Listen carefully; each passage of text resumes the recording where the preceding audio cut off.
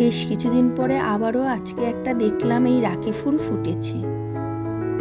নমস্কার, কেমন আছেন সবাই? মানসীর দিনলিপির নতুন একটি ভ্লগে আপনাকে স্বাগত জানাই। পুজো সারা হয়ে গেছে, চলে যাব রান্নাঘরে।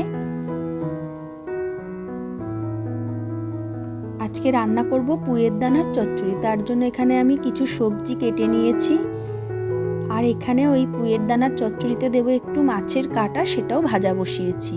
এদিকে ভাত আর একটু মসুরির ডালও বসিয়ে দিয়েছি সেদ্ধ। ডালটা আমার সেদ্ধ হয়ে গেছে, একটু নুন হলুদ কাঁচা লঙ্কা দিয়ে একটু ঘেটে নেব।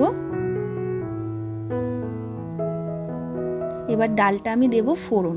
তার জন্য এখানে একটা শুকনো লঙ্কা আর দিলাম সর্ষে আর মেথি ফোড়নে, দিয়ে দেবো কিছুটা কারি পাতা আর দেবো একটু রসুন কুচি, দিয়ে একটু হালকা নাড়াচাড়া করে দিয়ে দিলাম পেঁয়াজ কুচি।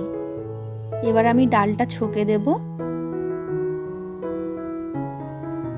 একটু কাঁচা লঙ্কা দিয়ে দিলাম নামানোর আগে, আর একটু ধনেপাতা।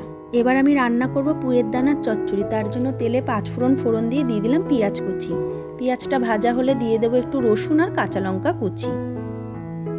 এগুলো একটু ভাজা ভাজা করে দিয়ে দেব সমস্ত সবজিগুলো, এই যেমন কুমড়ো, মিষ্টি আলু, আলু, শিম, বেগুন, এই সমস্ত সবজি দিয়ে ভালো করে নাড়াচাড়া করে দিয়ে দেবো পুয়ের দানাটা।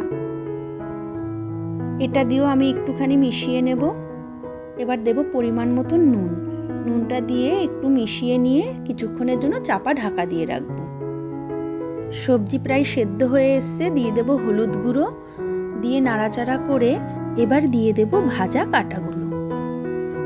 এগুলো দিয়ে ভালো করে আমি সবজিটার সাথে মিশিয়ে নেব। দিয়ে দিলাম একটা চেরা কাঁচা লঙ্কা আর একটু মিষ্টি। তৈরি হয়ে গেছে আমার পুয়ের দানার চচ্চড়ি। সত্যি এই চচ্চড়িটা খেতে খুব সুস্বাদু হয়েছিল।